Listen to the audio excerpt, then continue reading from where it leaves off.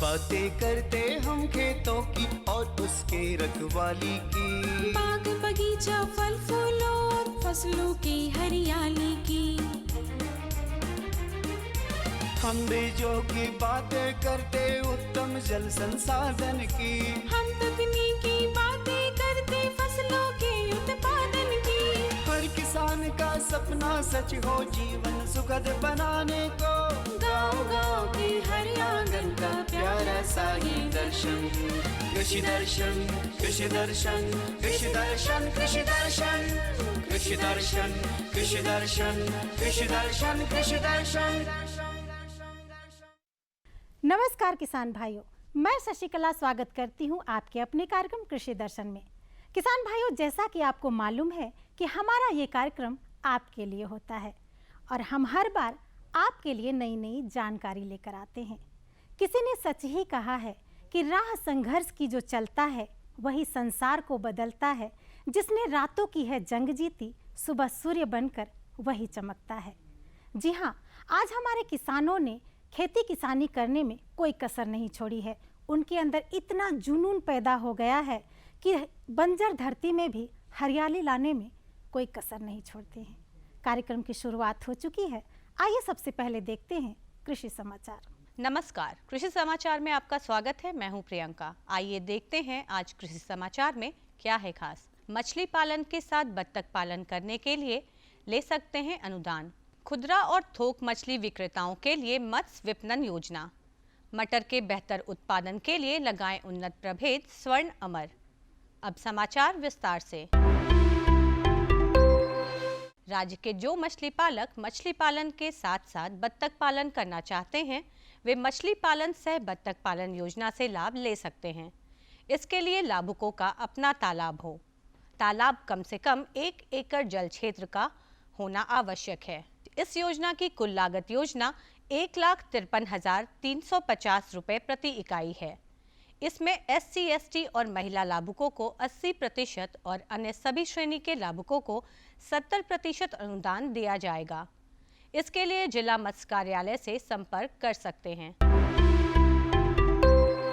राज्य में मछली विक्रेताओं के लिए मत्स्य विपणन योजना चलाई जा रही है। इस योजना के तहत राज्य के मछली विक्रेताओं को हाइजीनिक कंडीशन में मछलियों के प्रसंस्करण, विपणन और परिवहन के लिए अनुदान पर auto rickshaw, e rickshaw, fish stall और अन्य उत्पादन उपलब्ध कराए जाएंगे। इस योजना से लाभ लेने के लिए अपने जिला के जिला मत्स्य कार्यालय से संपर्क कर सकते हैं। शीतकालीन सब्जी फसलों की खेती से बेहतर लाभ प्राप्त करने के लिए सीधी बुआई ना करके बिचड़ा तैयार करके उसकी रोपाई करें तो ज़्यादा लाभ होगा। बिचड़ा तैयार करने के लिए प्रोट्रे और कोकोपिट का उपयोग करें। खेत में सीधी बीज बुआई करने की तुलना में बिचड़ा करने से उपज पहले और ज़्यादा मिलेगा। सीधी बुआई में हो सकता है कि कई बीजों का सही अंकुरण ना हो और पौधे मर जाएं, लेकिन बिचड़ा तैयार करेंगे तो खेत में आप उन्हीं पौधों की रोपाई करेंगे जो जीवित और स्वस्थ होंगे। साथ ही प्लास्टिक के ट्रे में कोकोपीट डालकर बीज बोएंगे तो मिट्टी जनित रोग नहीं लगेंगे, पौधे स्वस्थ और जल्द तैयार होंगे। किसान भाई, आप यदि मटर की खेती करना चाहते हैं तो वर्तमान तिथि से लेकर नवंबर तक फसल लगा सकते हैं, जबकि आलू की खेती के लिए मध्य नवंबर तक बुआई कर सकते हैं। मटर आलू से अच्छी उपज लेने के लिए उन्नत प्रभेदों के चयन के संबंध में आइए जानते हैं कृषि विशेषज्ञ से। किसान भाइयों, अगर हम मटर की बात करते हैं तो मटर को 3 वर्गों में बांटा गया है, अगेती, मध्यम और पछात। अगेती के लिए जो है आपको जो है अर्केल एक अच्छी वेराइटी है जिसको किसान भाई लगा सकते हैं। उसके बाद मध्यम और पछात के लिए जो है स्वर्ण अमर है, स्वर्ण मुक्ति है, ये दोनों किस्मों को भी जो है किसान भाई जो है पछात में लगा सकते हैं। इसके अलावा जो है आलू की अगर बात करें तो कुफरी चंद्रमुखी है, कुफरी ज्योति है, कुफरी सिंदूरी है, इस किस्मों को भी किसान भाई लगा सकते हैं। फ्रेशबीन की अगर बात करेंगे तो फ्रेशबीन में यहाँ से इसके अंदर से जो है झाड़ीदार जो है किस्मों का विकास किया गया है, जिसमें जो है HFB2 है, HFB4 है। इस किस्मों को किसान भाई लगा के जो है काफ़ी अच्छा उत्पादन ले सकते हैं। इसका फल जो है गोलाकार होता है और गूदा ज़्यादा होता है, तो इस तरह जो किसान भाई इसका उत्पादन अच्छा ले सकते हैं। टेरेस्कोपिक प्रूनर एक ऐसा उपकरण है जिसकी सहायता से किसान आम लीची जैसे वृक्षों की ऊपरी टहनियों को काटने छांटने का काम कर सकते हैं। इस उपकरण में लंबाई बढ़ाने की सुविधा है। इसकी लंबाई 10 से 12 फीट तक बढ़ाई जा सकती है। आइए जानते हैं बैगन फसल में बिना रासायनिक दवा के बंधक और फल छेदक कीटों की रोकथाम कैसे करें। किसान भाइयों, बैगन फसल में बंधक, कीट और फल छेदक कीटों के रोकथाम के लिए 5 गंधपाश यानी 5 फेरोमोन ट्रैप प्रति एकड़ की दर से खेत में लगाएं। ये कीट इसमें फंसकर मर जाएंगे और फसल कीट मुक्त रहेगी। और अब एक नजर राज्य के 5 प्रमुख शहरों के मौसम के मिजाज पर। आज राज्य के 5 प्रमुख नगरों के अधिकतम और न्यूनतम तापमान कुछ इस प्रकार दर्ज किए गए। रांची का अधिकतम तापमान 29 डिग्री सेल्सियस और न्यूनतम 16 डिग्री सेल्सियस। जमशेदपुर का अधिकतम तापमान 31 डिग्री सेल्सियस और न्यूनतम 20 डिग्री सेल्सियस। मेदिनीनगर का अधिकतम तापमान 31 डिग्री सेल्सियस और न्यूनतम 16 डिग्री सेल्सियस। देवघर का अधिकतम तापमान 32 डिग्री सेल्सियस और न्यूनतम 18 डिग्री सेल्सियस। धनबाद का अधिकतम तापमान 31 डिग्री सेल्सियस और न्यूनतम 20 डिग्री सेल्सियस रहा। कृषि समाचार में आज इतना ही। अगले दिन अगले अंक में फिर मुलाकात होगी कुछ ताज़ा तरीन खबरों के साथ। तब तक के लिए दीजिए इजाजत। नमस्कार, जोहार। अभी आपने देखा कृषि समाचार, मंडी भाव, साथ ही अगले 24 घंटे के अंदर मौसम के मिजाज को जाना। आइए यहाँ पे लेते हैं एक छोटा सा विराम। कहीं जाइएगा नहीं, क्योंकि विराम में भी आपके लिए संदेश है। भारत सरकार का हर प्रयास किसानों को दे रहा है एक नई आस। देश के किसानों की खुशहाली और उन्हें आत्मनिर्भर बनाने के लिए भारत सरकार समर्पित है। प्रधानमंत्री श्री नरेंद्र मोदी जी के नेतृत्व में कृषि क्षेत्र में किए गए निरंतर प्रयासों के फलस्वरूप देश खाद्यान्न व बागवानी के क्षेत्र में आत्मनिर्भर हो चुका है और देश में दलहन का उत्पादन भी बढ़ा है। इसी तरह भारत सरकार ने खाद्य तेलों के उत्पादन को बढ़ाने के भी अनेक प्रयास किए हैं। इसी क्रम को आगे बढ़ाते हुए माननीय प्रधानमंत्री श्री नरेंद्र मोदी जी के नेतृत्व में भारत सरकार ने दूरदर्शी निर्णय लेते हुए राष्ट्रीय खाद्य तेल मिशन ऑयल पाम की शुरुआत की है। इस मिशन से देश भर के किसानों को बहुत लाभ मिलेगा। कृषि के पूंजी निवेश में वृद्धि होगी, खाद्य तेल आयात पर देश की निर्भरता कम होगी और रोजगार के नए अवसर पैदा होंगे। खाने के तेल में आत्मनिर्भरता के लिए अब राष्ट्रीय खाद्य तेल मिशन ऑयल पाम का संकल्प लिया गया है। इससे किसानों को तो सीधा लाभ होगा ही, गरीब और मध्यम वर्ग के परिवारों को सस्ता और अच्छी क्वालिटी का तेल भी मिलेगा।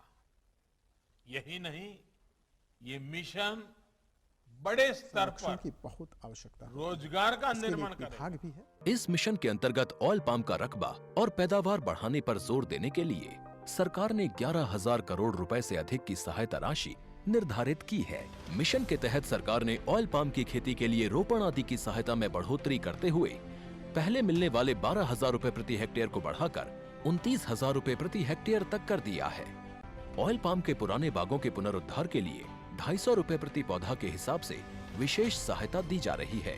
पौधारोपण सामग्री की कमी दूर करने और बीजों की पैदावार करने वाले बागों को भी सहायता दी जाएगी।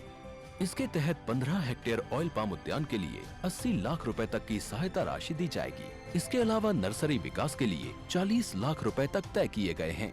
पूर्वोत्तर और अंडमान राज्यों के लिए विशेष सहायता का भी प्रावधान है। ऑयल पाम के किसान ताजे फलों के गुच्छे यानी FFB का उत्पादन करते हैं, जिनकी वर्तमान में कीमतें अंतर्राष्ट्रीय मूल्यों में उतार चढ़ाव के आधार पर तय होती हैं। पहली बार केंद्र सरकार ताजे फलों के गुच्छे की कीमत के लिए किसानों को आश्वासन दे रही है। ये व्यवहार्यता मूल्य यानी VP कहलाएगा, यानी किसानों को कोई घाटा नहीं होने दिया जाएगा। व्यवहार्यता मूल्य VP तय करने की शुरुआत 1 नवंबर से होगी और अगले वर्ष 31 अक्टूबर तक जारी रहेगी। इसे ऑयल पाम वर्ष कहा जाएगा। इस योजना के तहत वर्ष 2025-26 तक ऑयल पाम का रकबा 6.5 लाख हेक्टेयर सृजित करने और कच्चे ऑयल पाम की पैदावार वर्ष 2025-26 तक 11.20 लाख टन पहुंचाने का लक्ष्य निर्धारित किया गया है। सरकार के इस महत्वपूर्ण निर्णय से देश में ऑयल पाम की खेती करने वाले किसानों में विश्वास पैदा होगा और वे खेती का रकबा बढ़ाएंगे। इस तरह पाम ऑयल का उत्पादन भी बढ़ेगा, जिससे किसानों की आय बढ़ेगी और ग्रामीण अर्थव्यवस्था भी सुदृढ़ होगी। किसान भाइयों, सरकार ने हमारे किसानों के लिए ऐसी बहुत सारी योजनाएं निकाली है जिससे हमारे किसानों को काफ़ी लाभ मिल रहा है, लेकिन कोई कोई गांव देहात में हमारे किसानों को ये सब की जानकारी नहीं होती है और इससे वे वंचित रह गए हैं और सरकारी लाभ वे नहीं उठा पा रहे हैं। ऐसे किसानों के लिए आज ये जानकारी बहुत फ़ायदेमंद है, तो देर क्यों करें, चलिए हम स्टूडियो चलते हैं जहाँ पे हमारे विशेषज्ञ विराजमान हैं और आपको इसकी पूरी जानकारी देंगे। किसान भाइयों नमस्कार। कृषि दर्शन के आज के इस अंक में आप सभी का स्वागत है। किसान भाइयों, खेती बाड़ी का आधार भूमि है। सरकार की ये कोशिश होती है कि भूमि का इस तरह से विकास किया जाए ताकि अधिक से अधिक फसल उपजाया जा सके। हालांकि भूमि का आधार क्षेत्र, आधार फलक बहुत विस्तृत है, कई तरह की चीज़ें इसमें शामिल हैं। इसलिए किसान भाइयों आपके लिए कई तरह की योजनाएं भी चलाई जा रही हैं। जी हाँ किसान भाइयों, आज हम बात करेंगे कि भूमि संरक्षण निदेशालय के ओर से कौन कौन सी योजनाएं चलाई जा रही हैं और आप इससे कैसे लाभान्वित हो सकते हैं। इस विषय पर बातचीत करने के लिए हमारे साथ स्टूडियो में मौजूद हैं श्री अजय कुमार सिंह। श्री अजय कुमार सिंह निदेशक हैं भूमि संरक्षण निदेशालय में। सर, आपका इस कार्यक्रम में स्वागत है। नमस्कार। नमस्कार, जोहार। किसान भाइयों, कई तरह की योजनाओं के बारे में हम आपको जानकारी देंगे, आप हमारे साथ जुड़े रहिए। जब हम भूमि संरक्षण की बात करते हैं, योजनाओं की बात हम बाद में करेंगे। सबसे पहले तो हम बात करते हैं कि भूमि संरक्षण की जब हम बात करते हैं, प्रत्येक व्यक्ति चाहता है कि भूमि संरक्षण करें ताकि उससे हमको ज़्यादा से ज़्यादा लाभ मिले, भूमि से ज़्यादा फसल मिले। क्या एक निदेशालय है, भूमि संरक्षण क्या है और इस निदेशालय की मुख्य भूमिका क्या है, क्या उद्देश्य है इसका? गौतम जी, आपको मालूम होना चाहिए कि मिट्टी बने, भूमि का जब हम बात करते हैं तो हम मिट्टी का बात करते हैं जी। और मिट्टी बनने में, पत्थर से मिट्टी बनता है और बनने में लाखों वर्ष लग जाते हैं जी, लाखों साल लग जाते हैं और उसी में पौधा के लिए संपूर्ण पोषक तत्व, संपूर्ण आहार हमारे पेड़ पौधों के लिए मिट्टी में होता है। होता क्या है कि बनने में लाखों साल लगा, और लेकिन आप जानते हैं कि झारखंड का ज़मीन जो है उबड़ खाबड़ है, ढालुआ ज़मीन है। जैसे ही बारिश होता है, बारिश का तेज बूंद मिट्टी पर पड़ता है, मिट्टी को घुला करके नीचे के तरफ लेकर चला जाता है और नदी नाला होते हुए समुद्र तक में चला जाता है। इसका परिणाम क्या होता है कि नीचे जो हमारे तालाब बने हुए हैं उसमें सिल्टेशन हो जाता है। तालाब का जो क्षमता होता है, जितना सिंचाई का 8-10 साल में जाकर के वो भरा जाता है, उसका सिंचाई क्षमता घट जाता है। इसी तरह से नाला का भी, कैनाल का भी में सिल्टेशन नीचे जाकर के हो जाता है और उसका क्षमता घट जाता है। परिणाम क्या हो रहा है कि ऊपर से मिट्टी बह के जा रहा है, समुद्र तक में चला जा रहा है। परिणाम हो रहा है कि समुद्र में भी सिल्टेशन हो रहा है। धीरे धीरे एक समय ऐसा आ सकता है कि पूरा का पूरा पृथ्वी समुद्र में विलीन हो जाएगा, पानी ऊपर होगा और पृथ्वी नीचे होगा। तो ये एक बहुत बड़ा थ्रेट है। दूसरा बात यह है कि हमारा मिट्टी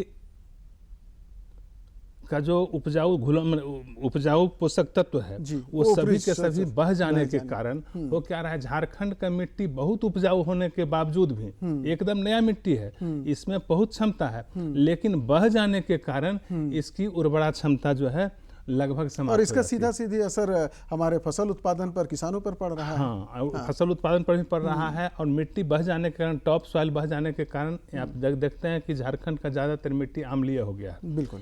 इसलिए बहुत आवश्यक है कि हम उस मिट्टी को रोकें। और मिट्टी को रोकने का जब हम बात करेंगे तो मिट्टी अकेले नहीं रुकती है, मिट्टी को जो बहा के ले जा रहा है उससे भी रोकना, उसको भी रोकना होगा, अर्थात पानी। जी जी जी। अब देखिए क्या है कि झारखंड में औसतन 1200 से 1400 मिलीमीटर बारिश होती है। जब 1900 मिलीमीटर बारिश होती है तो हम कहते हैं कि सुखाड़ पड़ गया।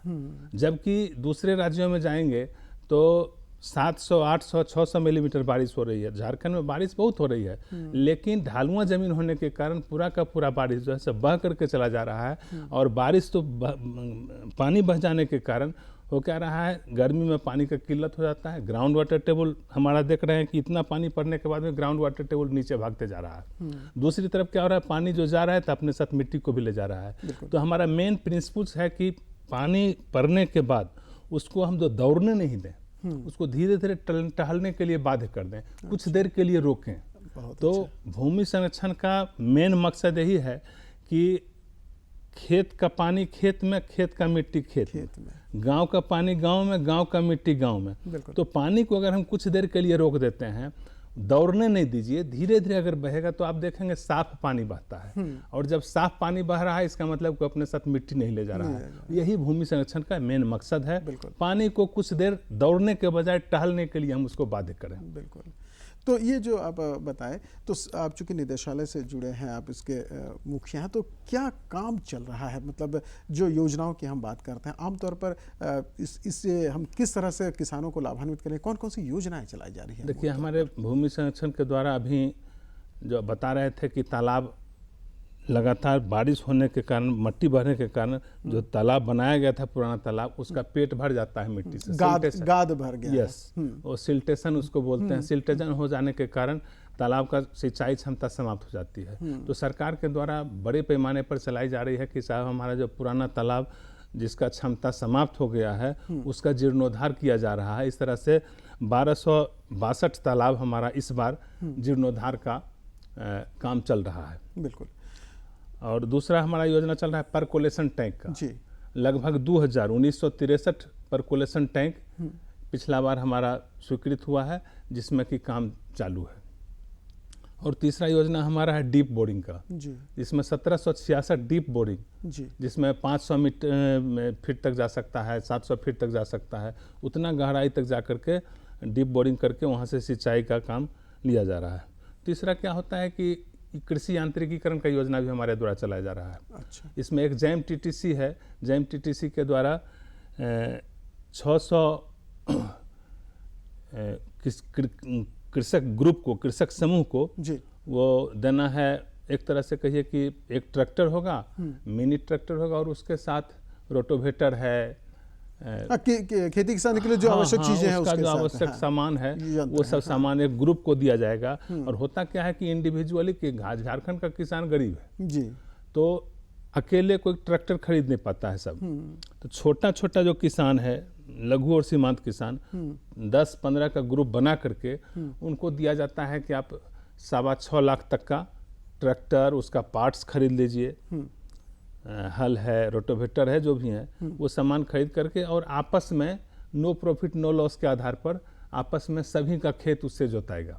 तो उसमें किसान को क्या है कि अपना पैसा बहुत ज़्यादा लगता नहीं है। आप 6.25 लाख तक का पैकेज है, 6.25 लाख के पैकेज में 5 लाख सरकार के द्वारा अनुदान है, 80%, 1.25 लाख रुपया किसान को लगना है, और उसमें उसके पास 6.25 लाख हो जाएगा। और पूरे के पूरे मोहल्ला के लोग, मोहल्ला के जितने किसान हैं, एक गाँव के छोटा कस्बा का, वो अपना इसका लाभ ले, कृषि यंत्र का लाभ ले। दूसरा क्या है कि इंडिविजुअल फार्मर्स को भी, निजी किसान जो चाहे कि हम को अपना चाहिए पावर टिलर लेना है जिसका दाम 2 लाख रुपया तक है, तो उसमें आपको 80% सब्सिडी मिलेगा। आप 1,60,000 रुपया सरकार के द्वारा लेकर के अपना 40,000 लगा करके आप वो पावर टिलर टाइप का चीज़ ले सकते हैं। बिल्कुल।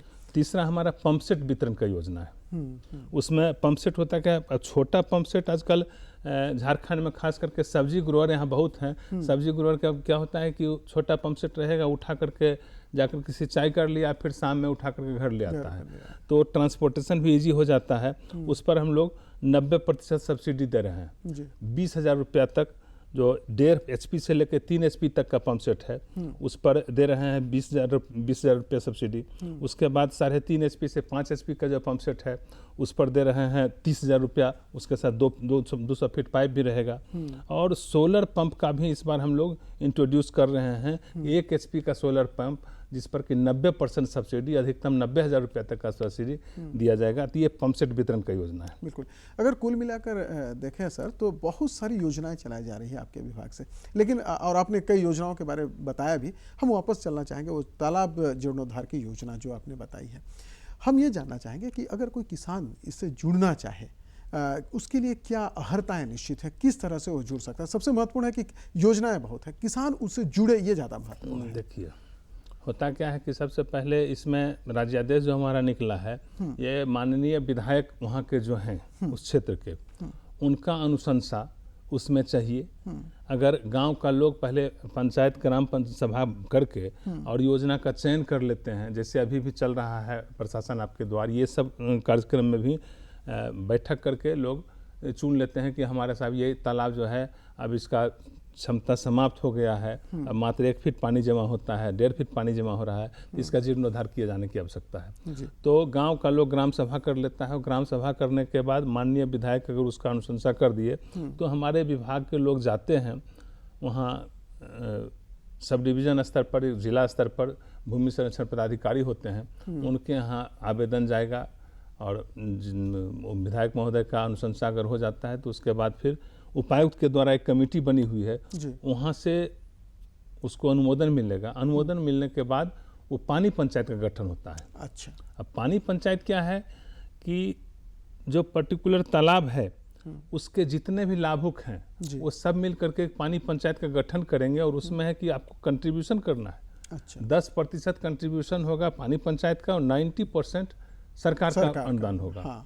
तो उसमें होता क्या है कि थोड़ा सा कंट्रीब्यूशन होने से किसान में भी या पब्लिक को भी लगता है कि नहीं, इसमें हमारा कुछ लगा हुआ है, ये मेरा है, अपना होने का एक एहसास होता है किसान को।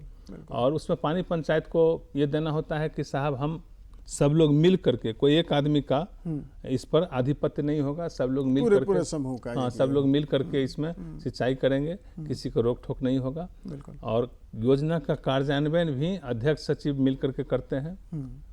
तो ये जो तालाब है, ये कितने एकड़ तक का तालाब आप ये करते हैं भूमि संरक्षण? इसमें देखिए है क्या कि 1 एकड़ से 5 एकड़ तक का जो तालाब है उसको भूमि संरक्षण के द्वारा किया जाता है। और उससे बड़ा जो रकबा का होगा उसको फिर माइनर इरिगेशन डिपार्टमेंट टेकअप करता है। बिल्कुल, ये तो हो गई तालाब जीर्णोद्धार की योजना के बारे में आपने बताया। आप थोड़ी देर पहले पर्कुलेशन टैंक की बात कर रहे थे, इसमें किसान भाई कैसे जुड़े, क्या है पर्कुलेशन टैंक की? देखिए पर्कुलेशन टैंक उसका अंग्रेजी में शब्द होता है कि डाउनवर्ड मूवमेंट ऑफ वाटर, पानी जो नीचे जाना है, तो इसी मकसद से बनाया जाता है कि उसमें पानी आकर के जो जमा हो जाएगा तो उसको रन ऑफ वाटर कहते हैं। बारिश का पानी जो बहने लगता है उसको थोड़ा देर के लिए उस टैंक में गिरा दिया। वो टैंक बनता है हमारा लगभग 120-125 फीट लंबा, 100 फीट चौड़ा और 12 फीट गहरा। तो एक तरह से कहिए छोटा तालाब ही हो गया। और उस तालाब में पानी जाएगा, उसका मेन पर्पस होता है कि पानी आएगा वो ठीक वहाँ से नीचे चला जाएगा ग्राउंड वाटर टेबल में, और ग्राउंड वाटर टेबल को वो रिचार्ज करेगा। और आफ्टर ग्राउंड वाटर टेबल जब फुली रिचार्ज होता है तब उसमें तालाब में पानी उसके बाद भी भरा रहता है, उस सिंचाई का काम में आता है। तो दोनों मकसद, उसका मेन मकसद होता है ग्राउंड वाटर टेबल को रिचार्ज करना है। ग्राउंड वाटर टेबल रिचार्ज करना अब अति आवश्यक हो गया है गौतम जी। आप सुन जलस्तर बहुत नीचे चला गया, प्रतिदिन जलस्तर भागते जा रहा है। तो इसलिए हमको लगता है कि इससे उपयोगी योजना कोई नहीं है। इसमें बहुत आवश्यक है ग्राउंड वाटर टेबल को रिचार्ज करना, और इसमें इसी के लिए बनाया गया है।